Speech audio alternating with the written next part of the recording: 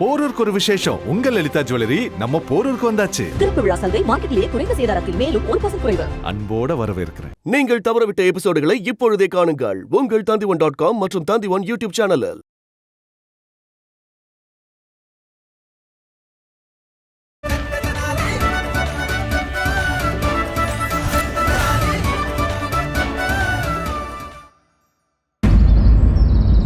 குருவே, சொல்லுங்க மகாராஜா. சித்ராங்கதா தேவியோட ஆசை என்னன்னா இந்த கல்யாணம் அவங்க தேர்ந்தெடுக்கிற இடத்துல தான் நடக்கணுமா.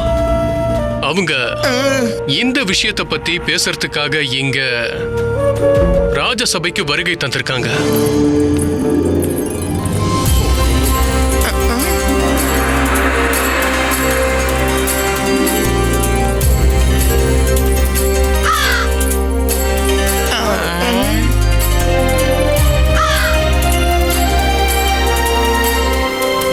வணக்கம் மகாராஜா. வணக்கம் தேவியே. வணக்கம் குருவே. வணக்கம். என் மனசையே உடைச்சிட்டீங்களே. நீங்க ஏதாவது சொன்னீங்களா குருவே? அது வந்து நீங்க இல்ல, நீங்க ஏதோ ஒரு இடத்துல விரும்பி கல்யாணம் பண்ணிக்க போறதா மகாராஜா சொன்னாரு. மகாராஜா, அது விஜயநகரத்துக்கு வெளியில மலைகளுக்கு நடுவுல இருக்கிற ஒரு குகையில.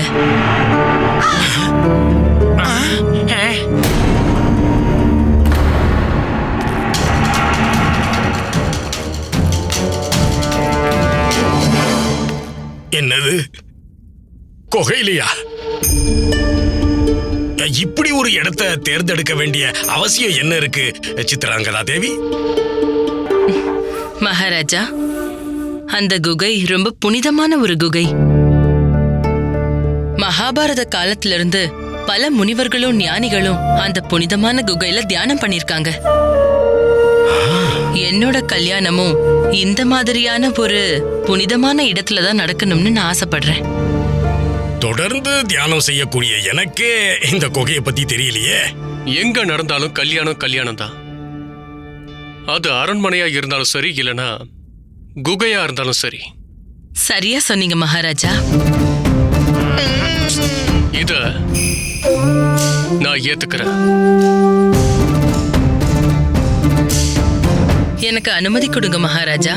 நாளைக்கு காலையில குகையில நான் உங்களுக்காக காத்திருப்பேன். சரி சித்ராங்கதா தேவி அவர்களே. என்னுடைய அம்மா அப்பா இல்லாததுனால திருமணத்துக்கான எல்லா ஏற்பாடுகளையும் நானே செய்ய வேண்டியது இருக்கும்.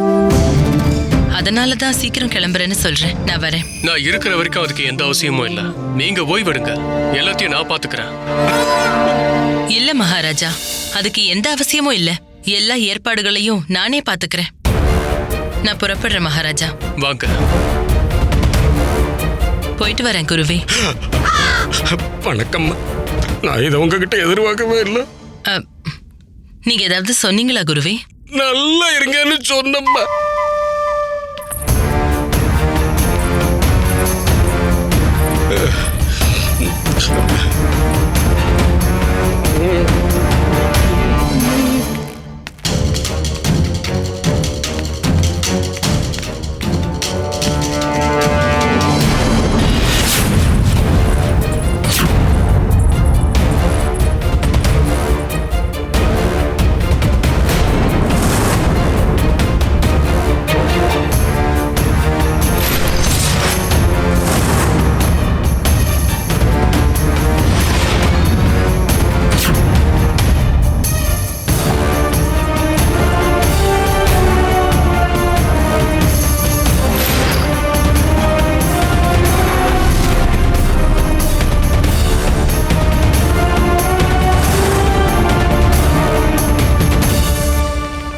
வணக்கம் மகாராஜா. வணக்கம் பண்டிதர் ராமகிருஷ்ணா. தேவி சித்ராங்கதாவை நீங்க திருமணம் பண்ணிக்க போறதா கேள்விப்பட்டேன். உண்மையா மகாராஜா?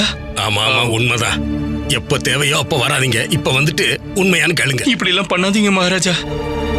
தேவி சித்ராங்கதாவால விஜயநகரத்துக்கு பெரிய ஆபத்து வந்துரும். விஜயநகரத்தை ஆள்றவரே நீங்க தான். விஜயநகரத்துக்கு நீங்க தேவை மகாராஜா. நீங்க பண்டிதர் ராமகிருஷ்ணா, நீங்க தேவையில்லாம கவலைப்படுறீங்க. நான் தான் உங்ககிட்ட சொன்னேன்ல, உங்களுக்கு இப்போ ஓய்வு தேவை.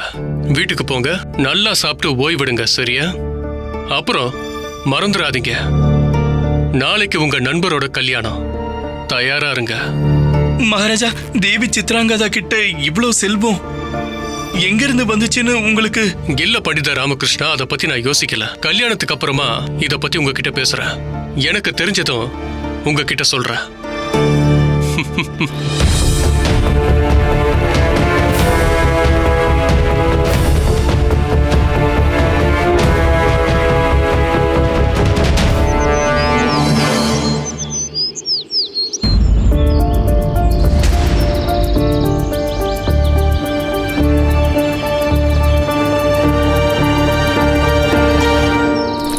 கொஞ்சம் இருங்க மகாராஜா.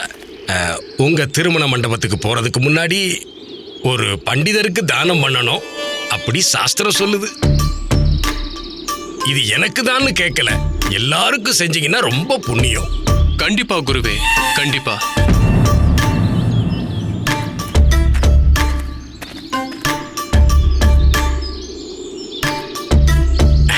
ரொம்ப நன்றி மகாராஜா. மகாராஜா, நாங்களும் பண்டிதர்கள் தானே? கண்டிப்பா உங்களுக்கும் கிடைக்கும். நன்றி மகாராஜா. நன்றி மகாராஜா. மகாராஜா, பண்டிதர் ராமகிருஷ்ணருக்கும் அதை கொடுங்க. பண்டிதர் ராமகிருஷ்ணருக்கு கொடுக்கறதா? குருவே, என்ன கேள்வி இது? அவருக்கு இல்லாத உரிமையா? பண்டிதர் ராமகிருஷ்ணா,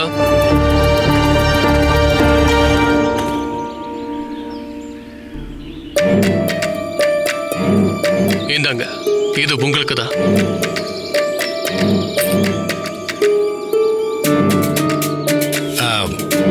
மகாராஜா, இப்போ நீங்க உள்ள போகலாமே.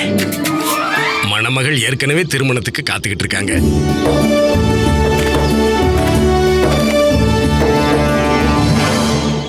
தாயே, மகாராஜாவை இந்த ஆபத்துல இருந்து எப்படி காப்பாத்துறதுன்னு தெரியலையே.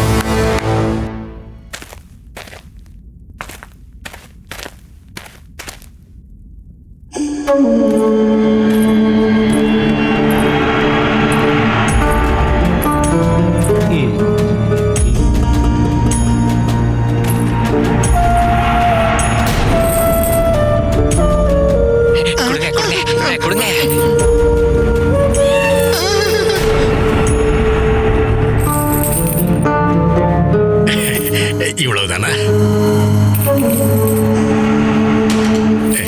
ரொம்ப நன்றி தேவி சித்ராங்கதா. இங்க எல்லாரும் பேராசையோட பிடியில தான் இருக்காங்க.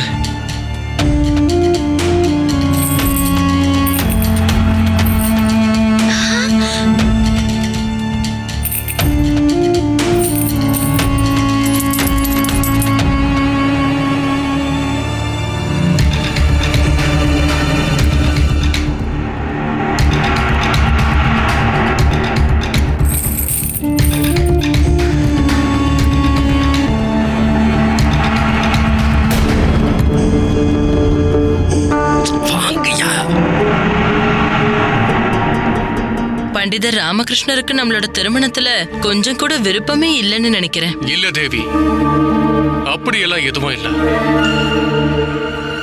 பண்டிதர் ராமகிருஷ்ணா, மகாராஜா, தேவி கொடுக்கிற பரிசை நீங்க ஏத்துக்கங்க. மணப்பெண்ணுக்கு நீங்க மரியாதை கொடுங்க.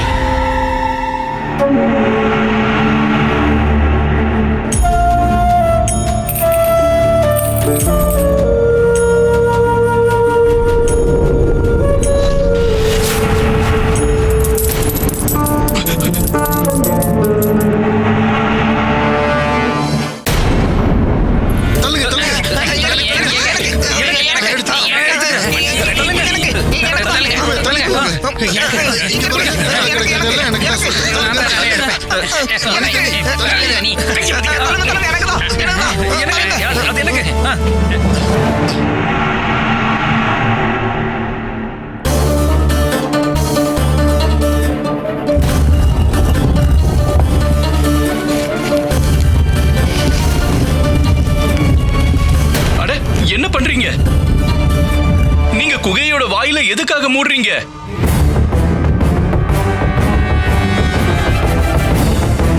மகாராஜா அங்க பாருங்க. பண்டித ராமகிருஷ்ணா, கவலைப்படாதீங்க, எந்த பிரச்சனையும் இல்ல. கல்யாணத்துக்கு முன்னாடி உங்ககிட்ட என்ன பத்தின ஒரு உண்மையை சொல்லணும்.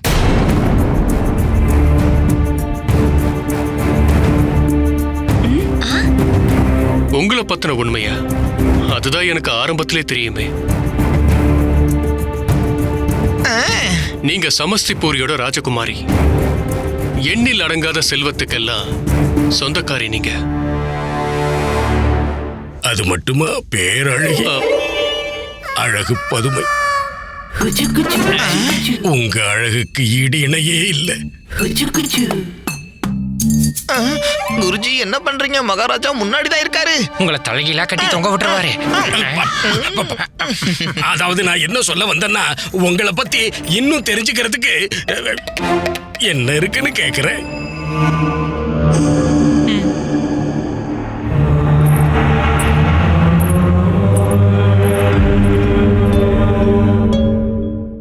அழகுக்கு அழகு சேர்க்க இன்னும் ஒப்பனை செஞ்சுக்கிட்டு வர போயிருக்காங்க போல இருக்கு.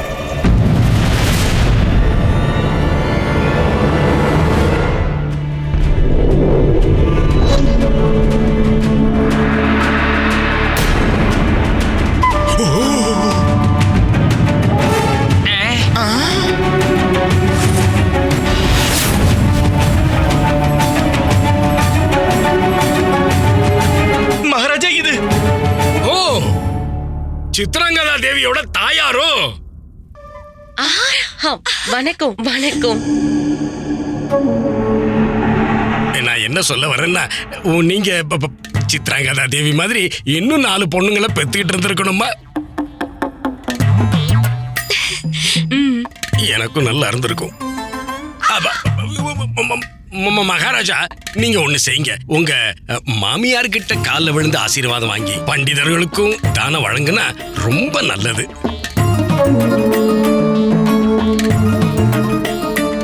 அப்புறம் நீங்களும் ஆசீர்வாதம் வழங்கி பண்டிதர்களுக்கு தானம் கொடுத்தா ரொம்ப ரொம்ப நல்லது. கண்டிப்பா குருவே.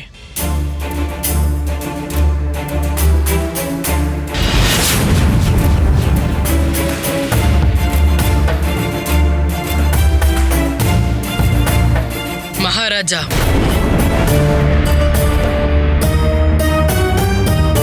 என்னது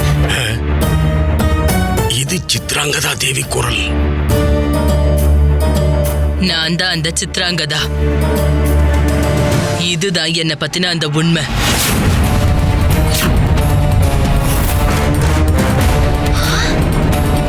மகாராஜா, என்னுடைய சந்தேகம் உண்மைன்னு இப்பவாது நம்புங்க.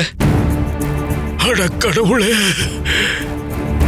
இதுதான் இந்த மாயாவி சித்ராங்கதாவோட உண்மையான உருவம். இதுதான் இவங்களுடைய உண்மை.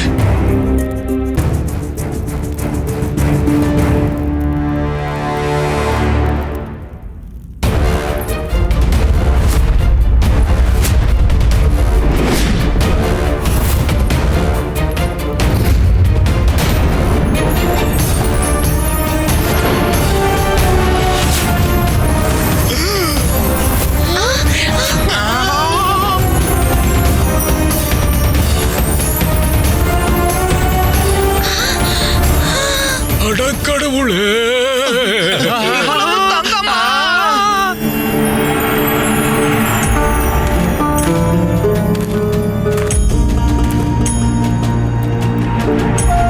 அற்புதம். கண்ணம் பறிக்குதே. இவ்வளவு தங்கத்தை முதல் முறையா கண்ணால பாக்குறேன் டேடி. தேவி, கல்யாணங்கிறது 2 மனசு சம்பந்தப்பட்ட விஷயம். இதுல வயசு ஒரு தடையாவே இருக்காது. உங்களோட உண்மையான உருவம் தெரிஞ்சதுக்கு அப்புறமும் கூட என்னோட முடிவுல எந்த மாற்றமும் இல்லை. நான் உங்களை நிச்சயமா கல்யாணம் பண்ணிப்பேன்.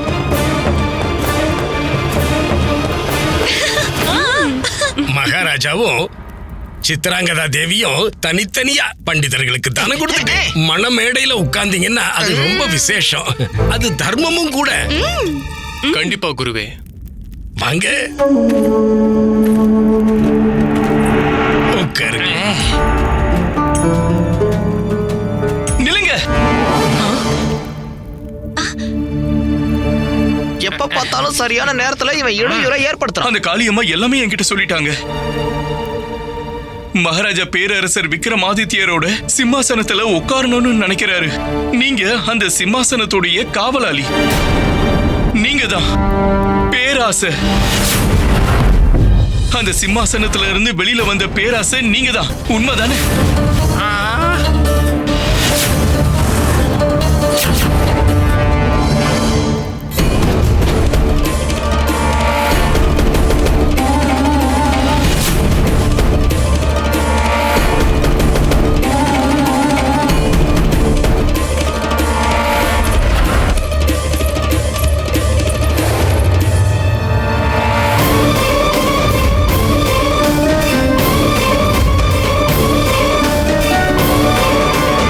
உங்களுக்கு அந்த காளி அம்மனோட அருள் இருக்கு.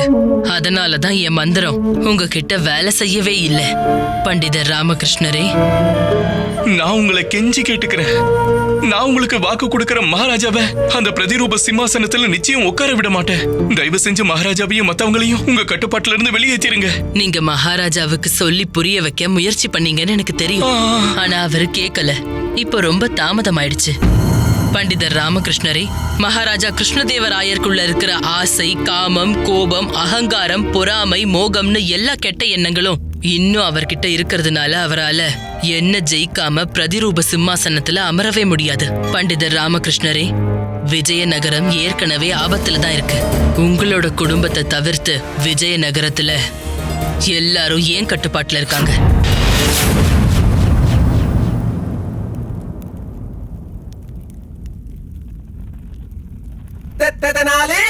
முழு விஜயநகரமுமா? உங்களுக்கு இதனால ரொம்ப சந்தோஷமா இருக்குல்ல? எல்லாரையும் உங்க பிடியில வச்சுக்கிட்டு ரொம்ப சந்தோஷப்படுறீங்கல்ல? ஆனா நீங்க என்ன தோக்கடிக்கிற வரைக்கும் உங்களுடைய சந்தோஷம் நிச்சயம் முழுமை அடையாது. இதுக்கு முன்னாடியும் விஜயநகரத்துக்கு பல முறை ஆபத்துகள் வந்திருக்கு. ஒவ்வொரு முறையும் நான் எதிரிகளுடைய ஒவ்வொரு சவால்களையும் நானா ஜெயிச்சிருக்கேன். தனியா. நீங்க என்ன தவிர்த்து மத்த எல்லாரையும் உங்களுடைய மந்திரத்துல இருந்து வெளியில வரத்துக்கான சவாலை விடுறீங்க. பேராசையுடைய உண்மையான உருவமான உங்களுக்கு ஒரு சாதாரண மனுஷனை பார்த்து பயம் வருதா?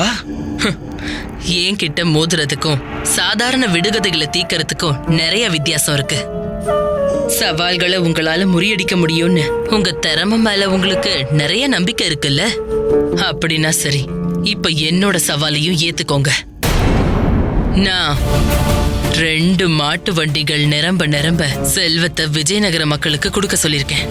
மக்கள் அந்த செல்வத்தை எல்லாம் உங்ககிட்ட திருப்பி கொடுத்துட்டாங்கன்னா நீங்க வெற்றி அடைஞ்சிட்டீங்கன்னு ஒத்துக்கிறேன். நான் உங்க மகாராஜாவை உங்ககிட்டயே திருப்பி கொடுத்துடுறேன். ஆனா ஒருவேளை அப்படி நடக்கலன்னா உங்க மகாராஜா மட்டும் இல்ல, மொத்த விஜயநகரமும் எனக்கு சொந்தமாயிடும். அதுக்கப்புறம் விஜயநகரம் மொத்தமா அழிஞ்சிடும். சொல்லுங்க, சவாலை ஏத்துக்கிறீங்களா?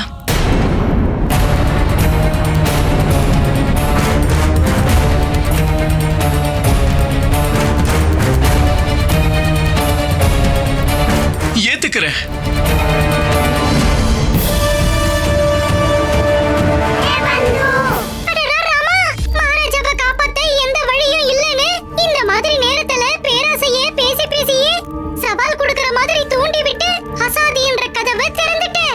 இன்னும் நம்ம வேலை முடியல பட்டு.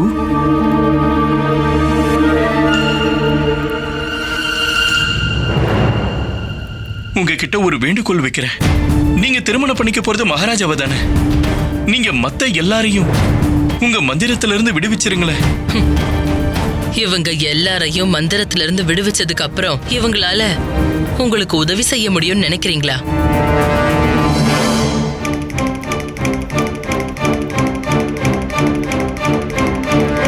இல்ல, நான் சித்தாந்தத்தை பத்தி தான் பேசிக்கிட்டு இருக்கேன். இவங்கள யாரும் அந்த சிம்மாசனத்தை அடையணும், அதுல உட்காரணும்னு ஆசைப்படவே இல்லை. அதனால இவங்கள உங்க கட்டுப்பாட்டுல வச்சுக்கிட்டு இருக்கிறது நியாயம் கிடையாது. அப்ப சரி. ஆனா இதுக்கு நான் சமாதானம் ஆயிட்டதா அர்த்தம் இல்ல. அவங்களோட நடவடிக்கைனால என்ன அவங்களுக்குள்ள இருந்து வெளியேத்தி ஆகணும். ஆனா உங்க ஆசைப்படி இவங்களை இப்போதைக்கு என்னோட மந்திர பிடியிலிருந்து விடுவிக்கிறேன்.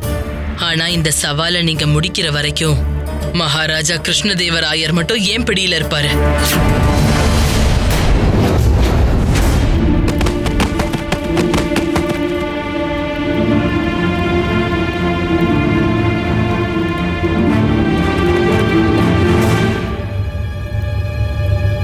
மகாராஜா, மகாராஜா எங்க போயிட்டாரு? மகாராஜா,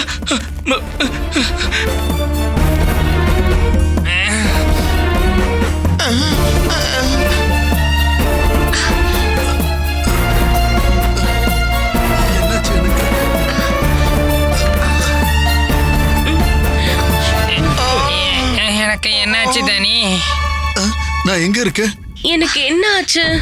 நாம எப்படி மயங்கி விழுந்தோம்? பண்டித ராமகிருஷ்ணரே, மகாராணியா 2 பேரும் மயங்கி கீழே விழுகும் போது நீங்க ஏதோ சைகை காட்டிட்டீங்கன்னு நினைச்சிட்டேன். அதனாலதான் நானும் விழுந்த மாதிரி நடிச்சேன். ஆமா, நாங்களும் நடிச்சுக்கிட்டு தான் இருந்தோம். அப்படின்னா நீங்க மயங்கி கீழே விழல? இல்ல. ராமா, குருவும் தனிமணியும் ஏற்கனவே பேராசை பிடிச்சவங்க. பேராசை எதுக்காக இவங்க 3 பேரையும் பிடிச்சு வைக்க போகுது? சரியா சொன்ன பட்டு. நம்ம மாமா ராஜா மகாராஜா எங்க? பண்டிதர் ராமகிருஷ்ணா, பண்டிதர் ராமகிருஷ்ணா, மகாராஜா எங்க? மகாராஜா எங்க? நான் சொல்றேன்.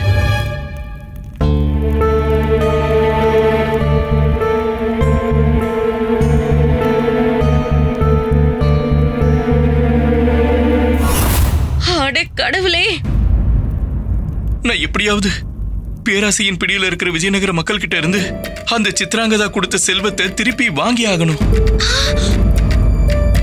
அப்பதான் அந்த பேராசை மகாராஜாவை விடுவிக்கும். ஆனா எப்படி?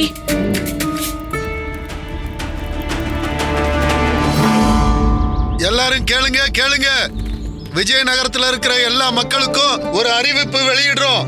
நேத்து சித்ராங்கதா தேவி கொடுத்த எல்லா செல்வங்களையும், அது ஆபரணங்களா இருக்கட்டும் இல்ல தங்க நாணயங்களா இருக்கட்டும், எல்லாத்தையும் கொண்டு வந்து திருப்பி கொடுத்துருங்க. கோத்பால் அவர்களே, நாங்க எதுக்கு திருப்பி கொடுக்கணும்?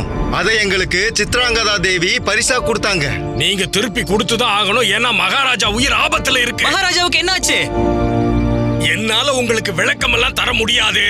ஒன்னே ஒன்னு சொல்றேன், உங்ககிட்ட இருக்கக்கூடிய சித்ராங்கதா தேவியோட செல்வங்கள் எல்லாம் திரும்ப வந்து ஆகணும். அவ்வளவுதான். போய் கொண்டு வரீங்களா? அப்படின்னா கண்டிப்பா குருவே, நான் இப்பவே கொண்டு வந்து கொடுத்துடுறேன்.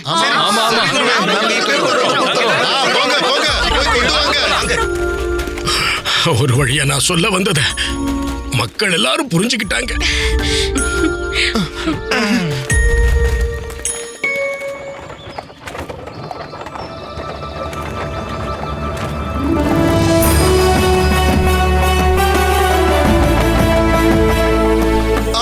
பண்டிதர் ராமகிருஷ்ணர் வந்துட்டாரு.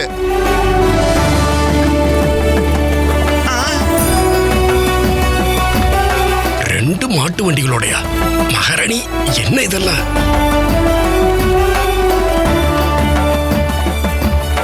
பண்டிதர் ராமகிருஷ்ணர் வந்துட்டாரு. அப்படியே மாட்டு வண்டியையும் கொண்டு வந்துட்டாரு. போதும், நிறுத்துங்க.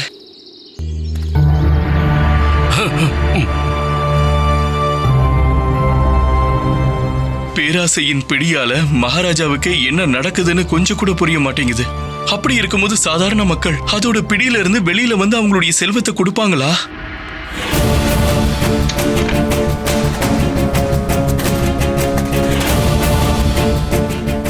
கொஞ்சம் நகைகளை நம்ம வச்சுப்போம், வருங்காலத்துக்கு தேவைப்படும்.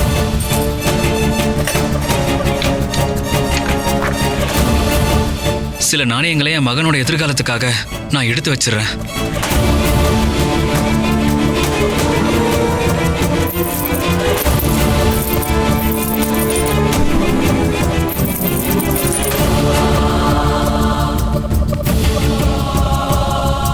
பண்டித ராமகிருஷ்ணரே, அவங்க எல்லாம் வந்துருவாங்கல்ல?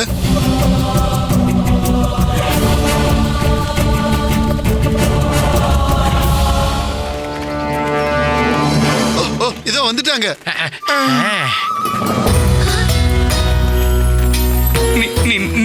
நீங்க எல்லாரும் உங்களுடைய செல்வத்தை இந்த மாட்டு வண்டியில வச்சிருங்க.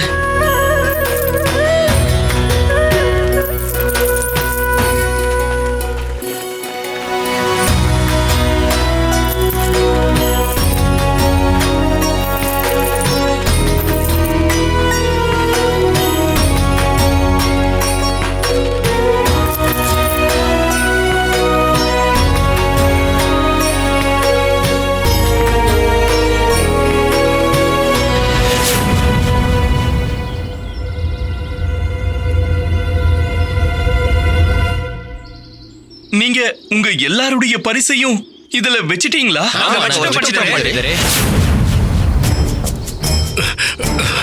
பண்டித ராமகிருஷ்ணா, எனக்கு நவ விஜயநகர மக்கள் அவங்கள பிடிச்சிருக்கிற பேராசையினால எல்லாருமே ஒன்னா போய் சொல்றாங்களோன்னு தோணுது. என்ன செய்யறது? பண்டித ராமகிருஷ்ணா, பேசாம நாம ராஜ்ய கஜானாவில் இருக்கிற செல்வத்தில இருந்து கொஞ்சத்தை எடுத்து மக்கள் கொடுத்த செல்வத்தோட சேர்த்து அதையும் கொடுத்துட்டா என்ன? இத பத்தி சித்ராங்கதாவுக்கு எப்படி தெரியும்? குருவே, சித்ராங்கதா தேவிக்கு எல்லாமே தெரியும். பேராசையின் பிடியில இருக்கிற மக்கள் கிட்ட இருந்து திரும்ப அந்த செல்வத்தை வாங்குறது அசாத்தியம்னு அவங்களுக்கு தெரியும். அதனாலதான் அவங்க இந்த சவாலை நமக்கு கொடுத்திருக்காங்க. பண்டித ராமகிருஷ்ணா, இந்த சவால் இருக்கு, இது உங்களுக்கானது. ஆமா, எனக்கானது இல்ல. தயவு செஞ்சு நீங்க மட்டும் இதை செய்யுங்க, என்ன இதுல சேர்க்காதீங்க.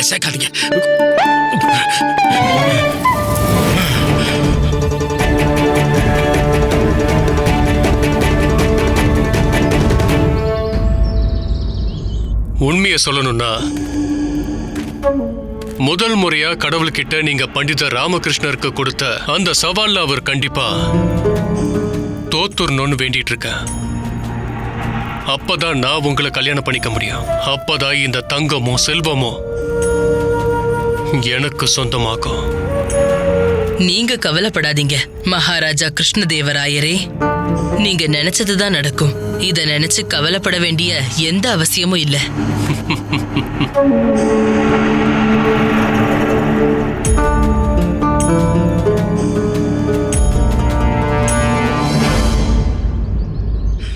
கடவுளே,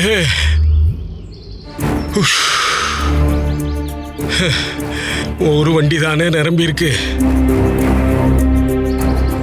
குருவே, விஜயநகரத்தோட மக்களுக்கு மகாராஜாவுடைய உயிரை விட செல்வம் தான் முக்கியமாயிடுச்சு.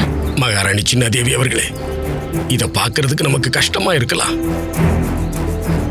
ஆனா இதுதான் நிதர்சனம். உங்க யாருக்குமே கொஞ்சம் கூட வெக்கமா இல்லையா? மகாராஜாவோட உயிரே ஆபத்துல இருக்கு, ஆனா நீங்க எல்லாரும் தங்கத்து மேல இவ்ளோ பேராசையில இருக்கீங்க. சின்ன மகாராணி அவர்களே, இவங்கள மன்னிச்சிடுங்க. மகாராஜா மாதிரியே இவங்க எல்லாரும் பேராசையின் பிடியில இருக்காங்க. அப்போ சித்ராங்கதா தேவியோட நோக்கம் நிறைவேறிடுமா பண்டிதரே?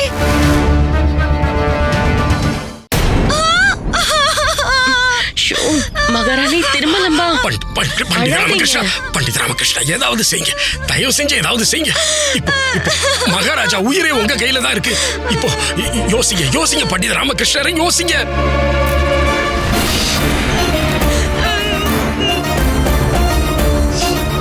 பண்டித ராமகிருஷ்ணா, நீங்க முதல்ல உங்களோட வீட்டுக்கு போய் கொஞ்சம் ஓய்வு எடுத்துட்டு வாங்க. இந்த பிரச்சனைக்கான தீர்வை நிச்சயமா நீங்க எப்படியாச்சும் கண்டுபிடிப்பீங்கன்னு எனக்கு நம்பிக்கை இருக்கு. மகாராணி சின்னாதேவி அவர்களே, என்ன சொல்றீங்க நீங்க? மகாராஜா உயிரே ஆபத்துல இருக்கு, நீங்க என்னடா இவரை போய் ஓய்வே. நீங்க போங்க பண்டித ராமகிருஷ்ணா. பண்டித ராமகிருஷ்ணா, பண்டித ராம்,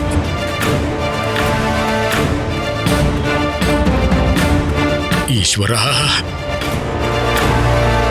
என்ன செய்யறது? நாம என்ன செய்யறது?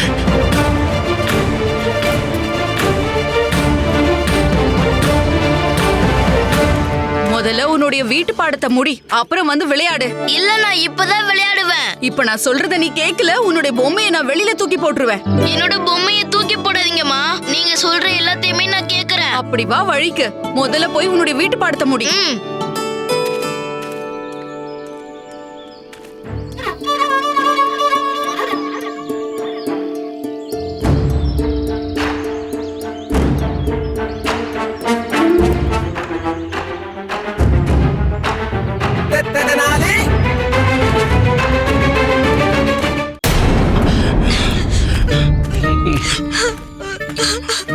மகாராணி சின்ன தேவி, நாம குகையை நோக்கி ஒரு தாக்குதலை தொடுப்போமா?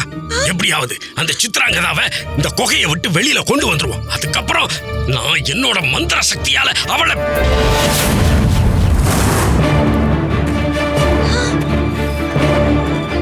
திரும்ப வந்துட்டாரு.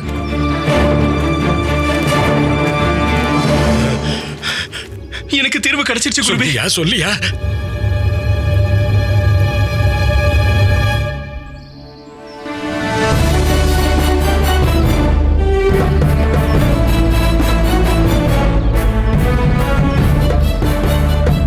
சரி வாங்க. கேளுங்க கேளுங்க கேளுங்க. குருக்களின் குரு மகா குரு நம்ம ராஜகுரு தத்தாச்சாரியாரோட அறிவிப்பை இப்ப கேளுங்க. தினமும் இந்த கிழவனோட திட்டம் வாங்கிக்கிட்டே இருக்கும். இவன் வாயிலிருந்து உருப்படியா எதுவுமே வராது. இல்ல தனி, இன்னைக்கு குருஜி தேவையில்லாததை பேச மாட்டாரு. புத்திய பயன்படுத்த. இன்னைக்கு குரல் மட்டும்தான் நம்ம குருஜியோடது, மத்ததெல்லாம் வேற ஒருத்தரோடது.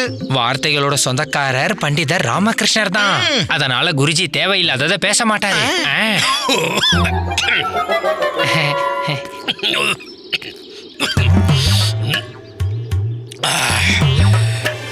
விஜயநகரத்து மக்களே, உங்க எல்லாருக்கும் இந்த சமயத்துல ஒன்ன சொல்லிக்க கடமைப்பட்டிருக்கேன். நான் இந்த விஜயநகரத்தோட ராஜகுரு தத்தாச்சாரியார், அந்த சிவபெருமானோட நேரடி தொடர்புல இருக்கிறவன்.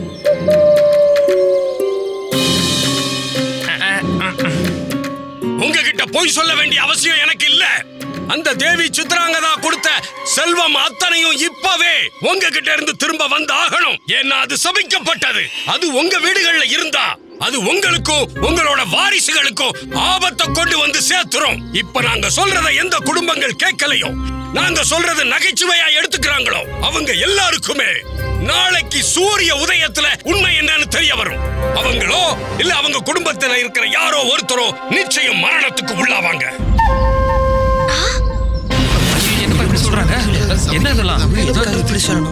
அதனால நான் சொல்றத கேளுங்க. செல்வம் இன்னைக்கு போகும், நாளைக்கு வரும். ஆனா உங்களுடையதோ இல்ல உங்க சொந்த பந்தங்களுடையதோ உயிர் போனா திரும்பி வருமானு யோசிச்சுக்கங்க.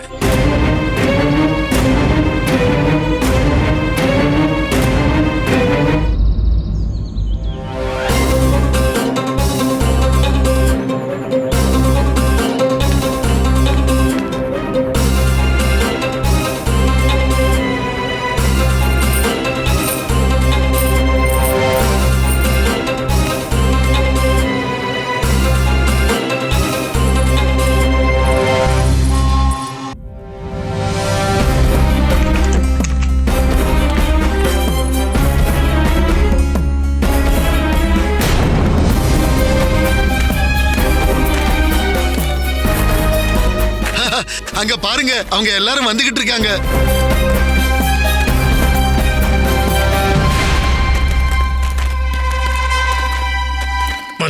வந்துட்டாங்க. எல்லாரும் கொண்டு வந்துட்டாங்க.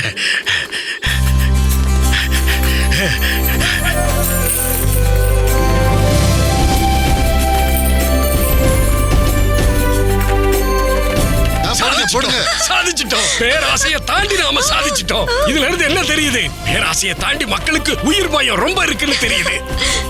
ஆமா குருவே, நீங்க இருக்கும்போது இந்த ஊரோட மக்கள் உங்க பேச்சை எப்படி கேட்காம இருப்பாங்க? நன்றி, ரொம்ப ரொம்ப நன்றி.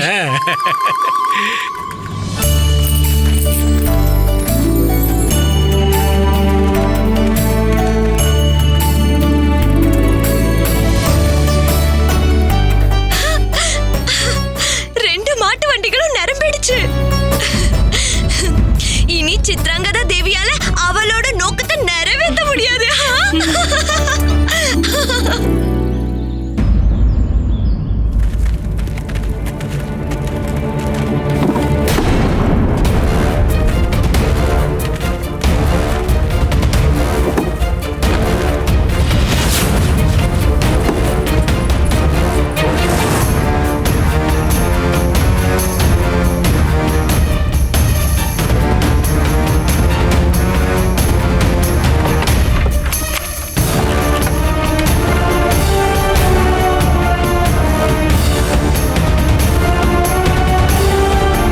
பண்டிதர் ராமகிருஷ்ணா, நீங்க சவாலை முடிச்சிட்டீங்களா? நான் செஞ்சது மகாராஜா.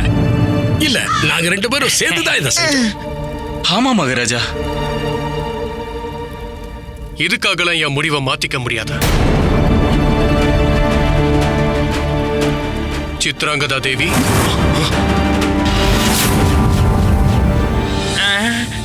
பண்டிதர் ராமகிருஷ்ணர் நான் கொடுத்த இந்த சவாலை முடிச்சு உங்களை இந்த திருமணத்துக்கு தகுதி இல்லாதவரை ஆக்கிட்டாரு. எனக்கு தகுதியான வரனுக்காக தான் நான் இங்க இருந்தேன். உங்களை பார்த்ததுக்கு அப்புறம் நான் என்னுடைய தேடுதல் முடிஞ்சிருச்சுன்னு நினைச்சேன். கல்யாணத்துக்கு அப்புறம் விஜயநகரத்தையே செல்வ செழிப்பா மாத்திடலாம்னு நினைச்சேன். அப்புறம் உங்களை இந்த உலகத்தோட பெரிய பலசாலியான சிறந்த ராஜாவாக்குறதுல துணையா இருக்கணும்னு நினைச்சேன். ஆனா பண்டிதர் ராமகிருஷ்ணர் எல்லாத்தையுமே இப்போ நாசமாக்கிட்டாரு. இப்போ என்னால இந்த கல்யாணத்தை பண்ணிக்க முடியாது. நான் இப்போ உங்களை விட்டு விலகி போறேன். திரும்பவும் எனக்கு ஏத்த தகுதியான மணமகனை தேடி போறேன். சித்ராங்கதா தேவி, தேவி, மகாராஜா, தேவி நில்லுங்க. மகாராஜா, போறீங்க மகாராஜா. சித்ராங்கதா தேவி, மகாராஜா, மகாராஜா, மகாராஜா.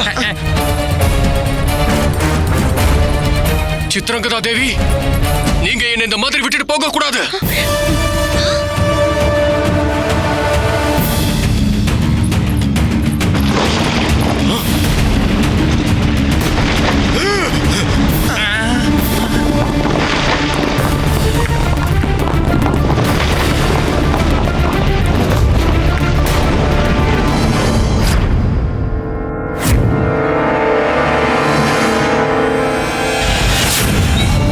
நான் தான் கோபம்.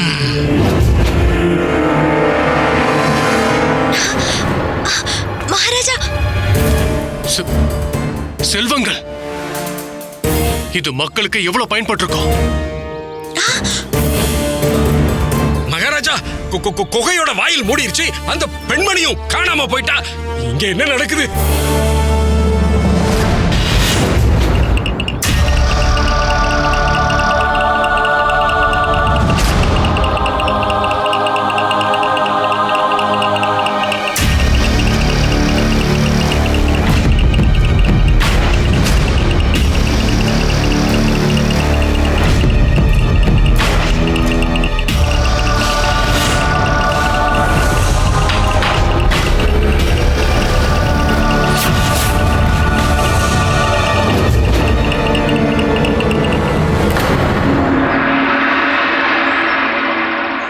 ராமா, பேராசையின் பிடியிலிருந்து மகாராஜாவையும் விஜயநகரத்தையும் நீ காப்பாத்திட்ட. ஆனா கிருஷ்ணதேவராயர் பிரச்சனைகளை அவரே விலை கொடுத்து வாங்கிட்டாரு. பேராசையிலிருந்து நீ அவரை காப்பாத்திட்ட. ஆனா கோபத்திலிருந்து கிருஷ்ணதேவராயரையும் விஜயநகரத்தையும் நீ எப்படி காப்பாத்த போற?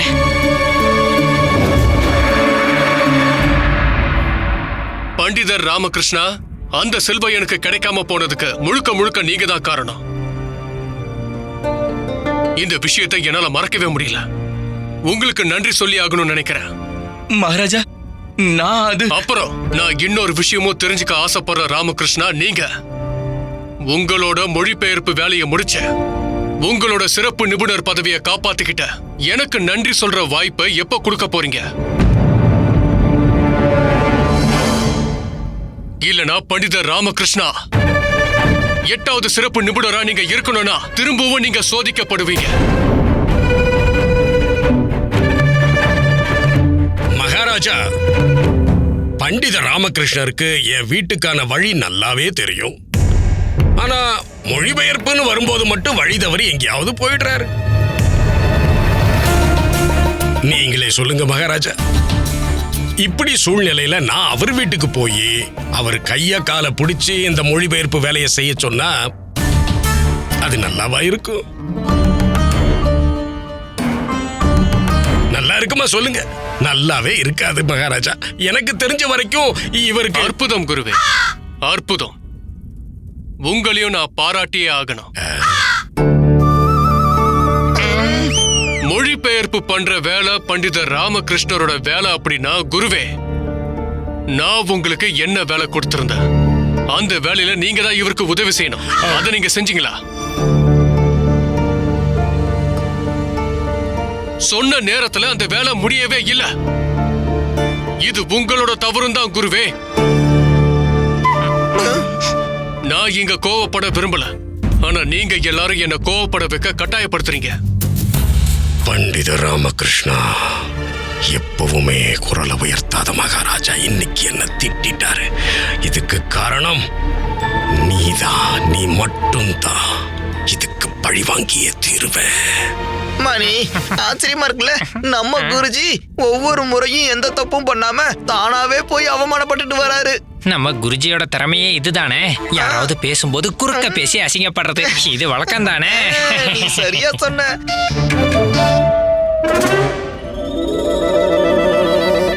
போரூருக்கு ஒரு விசேஷம். உங்கள் லலிதா ஜுவல்லரி நம்ம போரூருக்கு வந்தாச்சு. திறப்பு விழா சந்தை மார்க்கெட்டிலேயே குறைந்த சேதாரத்தில் மேலும் 1% குறைவு. அன்போட வரவேற்கிறேன். Catch us on TV, Tandivan.com, Facebook and YouTube.